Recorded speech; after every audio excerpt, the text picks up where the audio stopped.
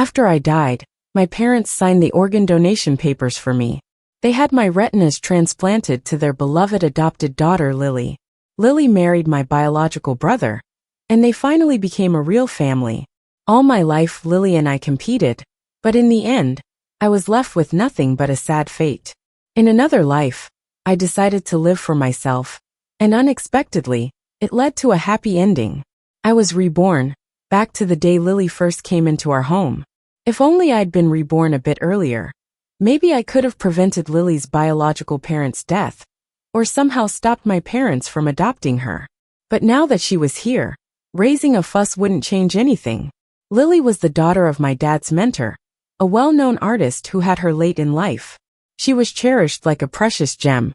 Lily showed an extraordinary talent for painting, but she had this unknown eye condition that made her vision unpredictably fluctuate, with a constant risk of blindness. Her parents took her everywhere for treatment, but unfortunately died in an accident, leaving young Lily behind.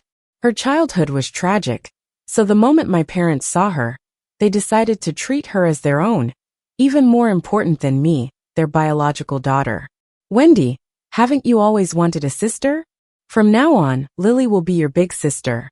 Isn't that great?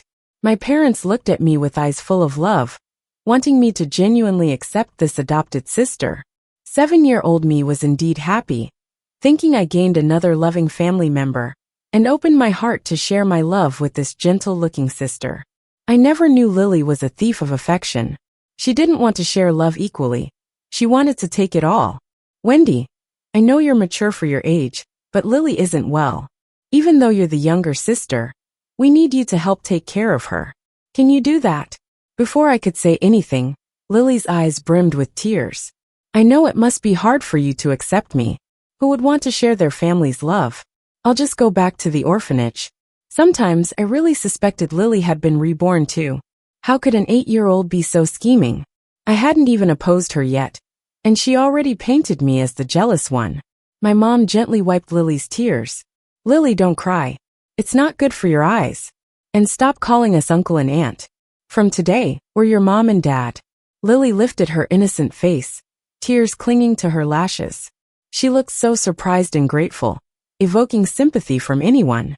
Oh, I have a mom and dad now. The three of them embraced each other, crying together, forgetting to ask my opinion. Lily just had that magic about her. That night, my parents asked me to share a room with Lily. I lay still, unable to sleep, my mind plotting how to break free and leave this home. After everything from my past life, I realized once Lily entered this family, my parents and brother became hers entirely. Late at night, Lily quietly got up. I pretended to be asleep and watched her tiptoe to my parents' room. Oh, it's so dark, my eyes hurt. I'm scared, she whimpered as if frightened. My parents, hit by the tidal wave of sympathy, embraced Lily, tearing up. Don't be scared, Lily. We're here. Lily snuggled into my mom's arms, trembling. Mom, Dad, can I really stay here? Just now, my sister. Hearing this, my heart sank. The next moment, my dad stormed into my room, yanked me up from bed, still pretending to sleep. What did you say to Lily? Why are you so senseless? Lily's been through so much, and you can't be considerate? Don't be harsh, Wendy is young. She'll understand with time. My mom tried to console my dad while still holding Lily closely, not sparing a moment for me. In the end, they took Lily into their room, shutting the door on me, left outside in thin pajamas. My mom used to check on me at night, tucking me in before leaving. They forgot I was just a 7-year-old who needed comfort, who feared the dark and cold. In my past life, Lily often did this. Pretending her eye condition had flared up, she would take advantage of my naive parents' sympathy to fabricate lies and badmouth me. Young as I was, I got that Lily was a threat. Since her arrival, I'd gone from their sweet little girl to a mischief maker in their eyes. I started competing with Lily, needing whatever she had. Lily was good at playing innocent, always acting gentle and yielding. My parents felt they owed her. I competed with Lily all my life, but could never win. Even my brother, who used to adore me, fell for Lily. The art world knew of the brilliant but pitiful adopted daughter Lily, and the envious, unsophisticated Wendy. This life, I decided not to compete with Lily. I'd lived the life I truly wanted. The next morning, laughter from Lily and my parents filled the dining room. I walked downstairs, seeing Lily sitting in my chair, using my favorite dishes. When they saw me, the cheerful scenario abruptly shifted, as if I was the intruder here. My mom looked a bit awkward. "Wendy, you're up early. Lily doesn't have her own utensils yet, so she's using yours. Can you use your brother's set today?" "No, I don't want to take what's someone else's." As soon as the words left my mouth, everyone knew I was making fun of Lily. Dad still seemed upset about me picking on Lily yesterday. His usually kind face looked quite angry. I glanced at the milk, sandwiches and bacon and eggs on the table. All of Lily's favorites. I'm lactose intolerant, so I usually have porridge for breakfast. "Oh, I forgot, you can't have milk. I'll get you some soy milk instead," Mom quickly chimed in, desperate not to show that she might care more about her adopted daughter than me. Dad slammed his cup on the table, clearly annoyed. "Why so picky? You're spoiling her too much. We don't have time to waste. We need to take Lily to school for her transfer." Before, a comment like that would have hurt me deeply, and I would have thrown a fit. But now, I just felt numb inside. I sat quietly in the corner, watching Lily eat with a smug smile. Yet when she looked up, her face was full of sadness.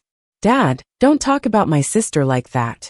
Unlike me, she'd been pampered all her life, so being a bit spoiled was no surprise. It just showed how much they loved her. Their eyes filled with tears, seeing her as an angelic little girl. Compared to her, I was just a spoiled brat who didn't appreciate what I had. Their disappointed looks were nothing new. I didn't care though. In my previous life, my relationship with Mom and Dad was almost severed, so what they thought of me now didn't really matter. I could pretend to be the easy-to-control little sister, making Lily happy, so I could be their good daughter, and maybe get the leftovers from the affection they showered her with. But I would make sure Lily knew that the family bonds and love she schemed so hard to get meant nothing to me.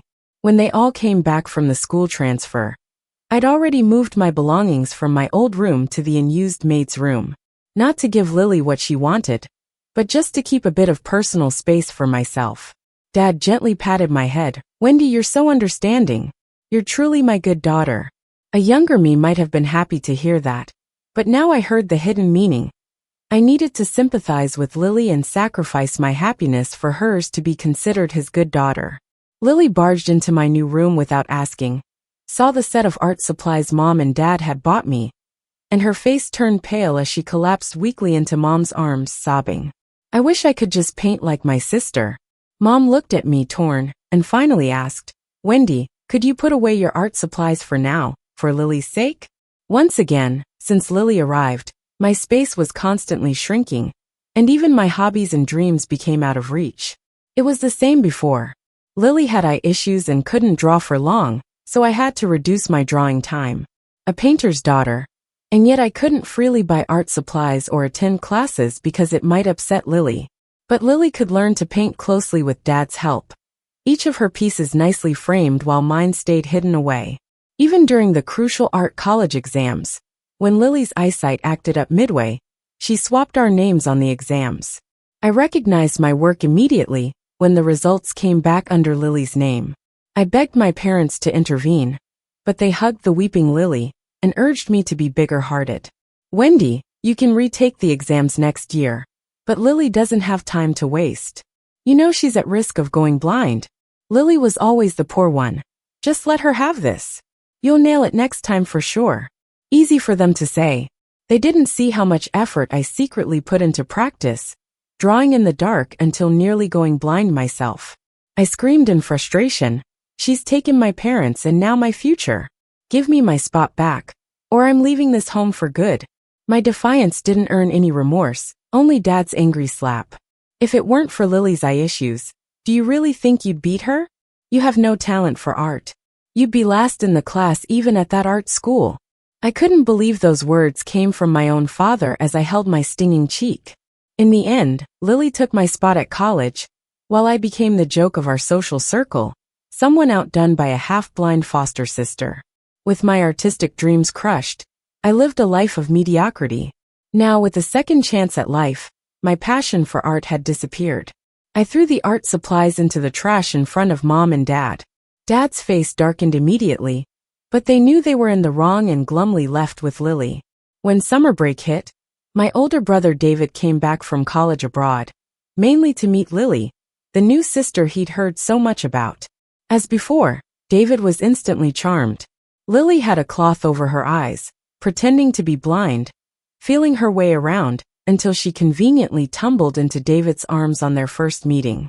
Blushing, she sweetly explained, "Since I don't know when I might go blind, I'm learning to live in the dark now so I won't be a burden to Mom, Dad, and brother later." Lily sure knew how to talk, smoothly pushing me aside, and implying to David that things weren't great between us.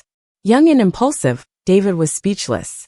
The girl in front of him was as delicate and lovable as a drama's innocent heroine. He silently vowed to take care of Lily for a lifetime. My parents suggested our family go out for a fun day to welcome David back.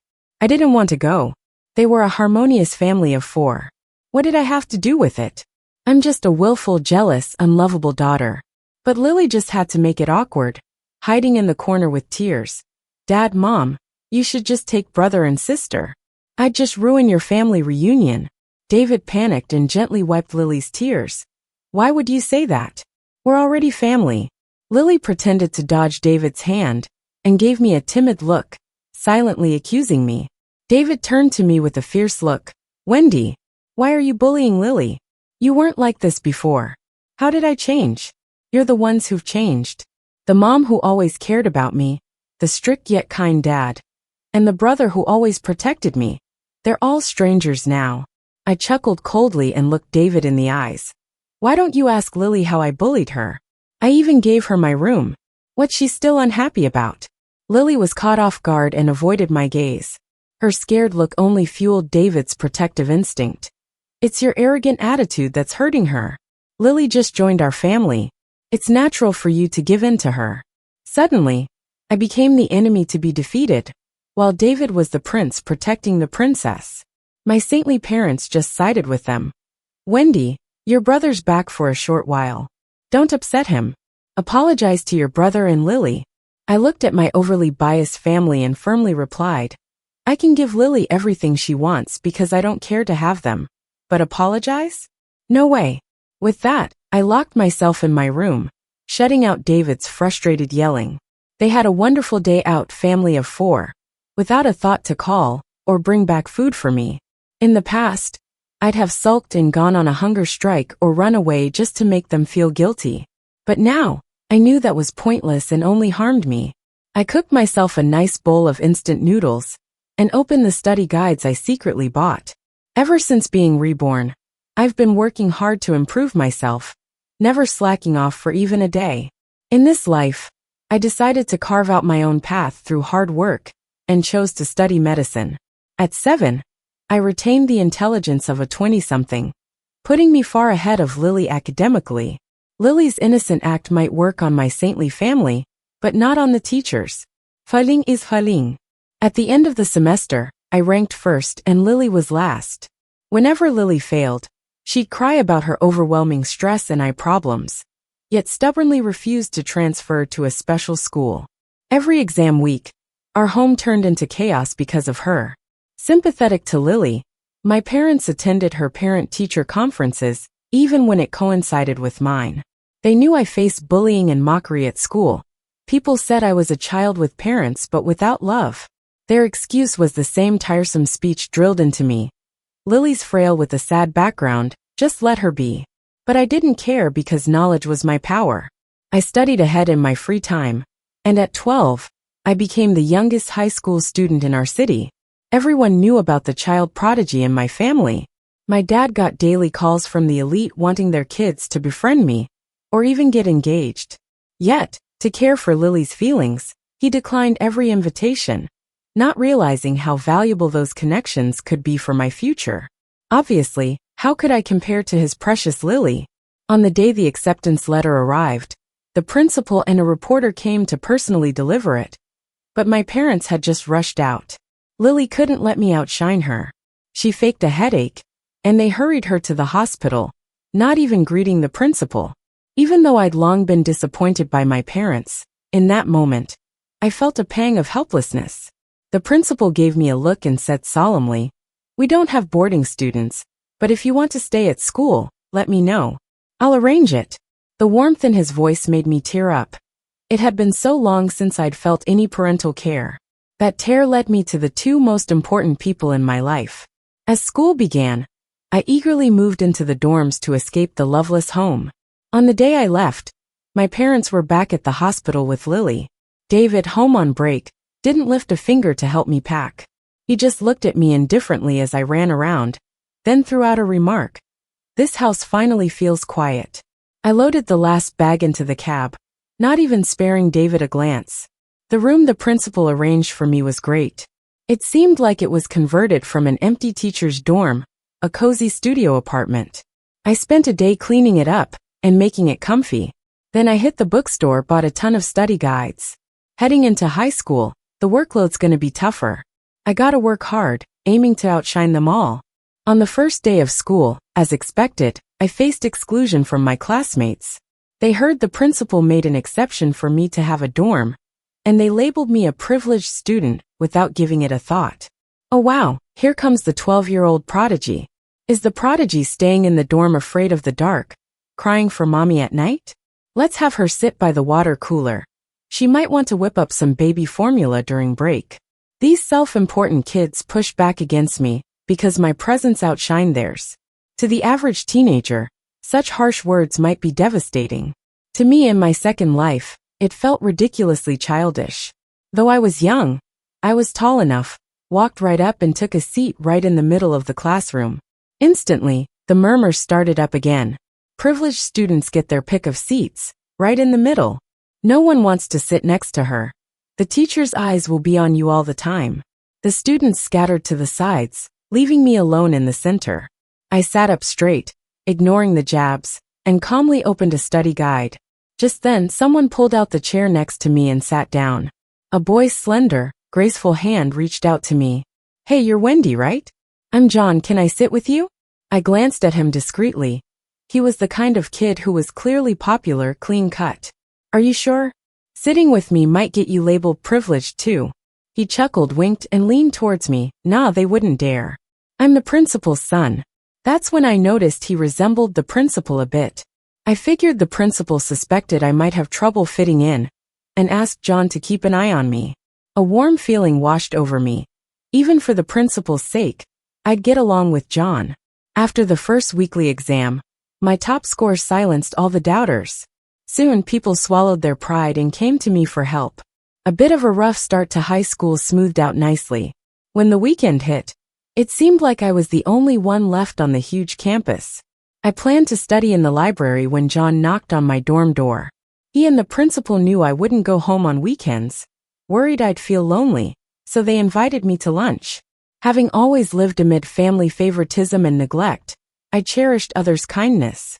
The kind principal, the humorously chatty John, they made me feel the warmth of family I'd long missed. Turns out, there are people who genuinely care and think about me. Every weekend since I started school, I've spent with the principal's family. The principal said it's good to be diligent in studies, but too much tension isn't great for absorbing knowledge. As for my own family, they must be enjoying life without me. They haven't even bothered to call. Being with the principal's family opened up my heart gradually, letting me rediscover the youthful joy and energy anyone my age should have. Once, the principal even gently said to me, "I always wanted a daughter. If only you were mine." No one knew how much that meant to me, because in a past life I overheard my dad telling Lily, "You truly have a knack for painting. It'd be great if you were my actual daughter." Recalling that painful moment, my eyes welled up again. John, flustered, tried wiping my tears with his sleeve. "Just kidding. Not trying to kidnap you and make you live with us. Quit crying." But the principal picked up on my real emotions and asked what on earth was going on with me and my family. Hearing the story about Lily, John's jaw practically hit the floor. "Your parents chose that drama-loving foster daughter over you. Their brilliant biological kid? Were they brainwashed or something? She's got eye problems, but she ain't blind. Why does she get everything?" The principal lightly reprimanded John, telling him to watch his words. Then she wrapped me up in a hug, stroking my back like a mom. Then from now on be my goddaughter. Such a good kid. If they don't want you, I do. I cried hard on her shoulder, while John mumbled, if she's your daughter, wouldn't that make us siblings? I spent the most relaxed time of my life in high school, even making excuses to stay in the dorm over winter and summer breaks. My parents didn't bother much. They were busy running around with Lily, going from doctor to doctor, plopping her into every extracurricular under the sun, letting the family business half neglect, even cutting my allowance quite a bit. Luckily, I had already reached financial independence. I could live pretty well without them. I'd had an eye for art investments since I was young, but in a past life, my father and Lily's influence made me think associating art with money was shameful. They talked a good game, but secretly peddled the art investments I'd found, never sharing a dime with me. This time around, I saw through their facade early and asked the principal, whom I trust most, to help with investments. Seeing the numbers in my savings grow gave me a sense of unprecedented security.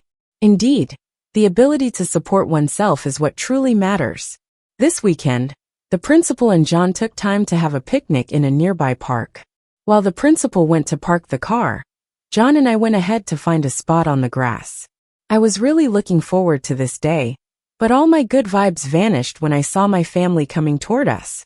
Lily was holding David's arm, my long unseen parents trailing behind them. They saw me, and their bright smiles froze for a moment. As soon as Lily saw me, she got all timid and hid behind David like I was gonna eat her. This little damsel in distress act triggered David's protective instincts, and he looked at me a lot meaner. Claiming to study all day was just a lie, wasn't it? Lily bit her lip when she saw John walking beside me. Wendy, are you on a date with your boyfriend? Mom and Dad are so worried about you. And instead of visiting during breaks, you just keep lying.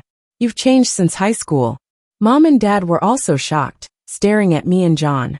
Wendy, so young and already lying to us for a guy. Are you trying to make us mad? Why can't you be as obedient as Lily? They piled accusation after accusation on me, not giving me a chance to explain.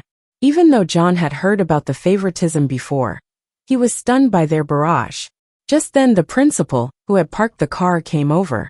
When Mom and Dad saw them, they put on their flattering faces instantly, ditching the hysteria they had just shown. Lily, who's not doing great academically, still dreams big and wants to get into the best high school next year. So they'll need the principal's help. Once Lily realized John was the son of the principal, her expression got more pointed, and she even let go of David's hand. I knew Wendy wouldn't lie to us. Mom and Dad snapped out of it too, awkwardly apologizing to us, mostly because they feared upsetting John. I was just an afterthought. Thanks for taking Wendy out on a day off. John watched this family's quick change of face, chuckling in disbelief. Wendy's parents, do you know why we're picnicking today? David seemed to notice Lily's gaze stuck on John, so his tone wasn't great. Why? 'Cause the weather's nice, he said, glancing at the cake John held. Of course, not one family member remembered it was my birthday. I coldly said, you were so worried about me, yet you forgot my birthday? Last month, you threw a party for Lily. Each word made Mom's face grow more uncomfortable. She tried to explain, but couldn't get a word out. Dad and David just made excuses. They always insisted they treated both daughters equally, and couldn't admit their bias towards Lily. You never come home on holidays, so we couldn't celebrate even if we wanted to. John stepped forward, blocking me, his gaze at my family a bit hostile. No birthday, but there's still a gift, right? What did you guys prepare for Wendy? Or is it just empty words? They had no gift for me, having completely forgotten my birthday. Seeing a hint of guilt in them, Lily's tears flowed like she had a switch. Wendy, don't blame Mom and Dad. It's my fault for being so sick, worrying them, and making them forget your birthday. You have every reason to hate me. I'm better off dead. As she cried, she stumbled toward us, but John and I instinctively stepped aside, leaving Lily to awkwardly fall. Cradled by the family, she scraped her skin, and their hearts nearly shattered. David, the impulsive one, rushed over to slap me. Did you push Lily? But John blocked it solidly. John, who workouts regularly, pinned down the twiggy David. The principal looked sternly at my parents, like questioning their parenting. I clearly saw her fall on her own. Why hit Wendy without proof? You blame her for never coming home. But isn't your behavior ridiculous? With those words, the principal pulled John and me away from my family. They feared my family had ruined my birthday spirit, but I'd long stopped caring. Instead, I wanted to make treasured memories with people who truly cared. We shared the cake by a beautiful lakeside. The principal gifted me a new backpack, and John gave me a bracelet he made himself. Imagining clumsy John making a bracelet made me laugh. His embarrassed face turned beet red as he jumped around. 2 years flew by, and I'm about to graduate. I'm set on studying abroad to escape home completely. With excellent grades, I'm offered a full scholarship abroad. Only when the acceptance letter arrived did my family learn of my plans. I expected a scolding for acting on my own like usual. Surprisingly, their attitude changed entirely. They lavished praise and warmth on me. Why the change? Lily's health expenses and cram school fees nearly drained them. They even groveled to their own child for money, knowing I invested with the principal and started a gallery. I watched with a half smile as David, fresh out of naval school, lounged at home without a job, and his family was running out of money. Why isn't your brother working? Lily, standing nearby, quickly jumped to defend her sweetheart. David is just taking care of me. He had several offers, but turned them down for my sake. Her way of addressing him had changed from brother to David, and it seemed like without my interference, she and David got together much earlier in this life. I pulled out a bank card from my bag that I had prepared earlier. Since I was reborn, I've been keeping track of every penny they spent on me, including money for their retirement. I've transferred all of it onto this card. Dad, Mom, let's set things straight. This money is for your retirement. If you spend even a cent on Lily, just consider me no longer your daughter. My words made the atmosphere tense in an instant. Lily buried her face in her hands and collapsed into David's arms dramatically, as if I were the villain of this family drama. Dad waved his hand, sending the bank card flying to the floor. Then, to vent his anger, he stomped on it a few times. Pointing at me, he yelled, "Then leave. Our family doesn't harbor such cold-blooded children." Without a moment's hesitation, I took the notarized documents and left. As I reached the front door, I could still hear Lily and Mom sobbing together, as if I were the one who messed everything up. I couldn't hold it in any longer. My cold gaze swept over the faces of these hypocrites. Am I the one who's cold-hearted? Have you noticed since Lily came, I'm not in this family's group photo? Mom and Dad turned, stunned, to look at the big framed picture in the living room. They were smiling compassionately, hugging Lily and David. There was no place for me in the photo, just as there was no place for me in that home. I dragged my weary body back to the dorm. Every interaction with them left me feeling annoyed and uncomfortable. To my surprise, John was waiting outside my door. He jumped up with excitement at first, but then just spun around nervously, unable to form a sentence. Finally, looking a bit embarrassed, he waved a letter of acceptance in front of me. "Wendy, let's go abroad together."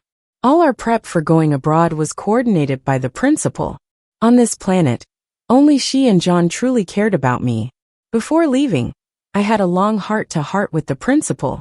She had already noticed John's special feelings for me, but she still assured me that even if John and I didn't stay together in the end, I'd forever be her favorite daughter. After starting college, my ties with them completely severed, although the credit card I left behind was still getting used up. I got bits of news about them from old friends. They got into some trouble.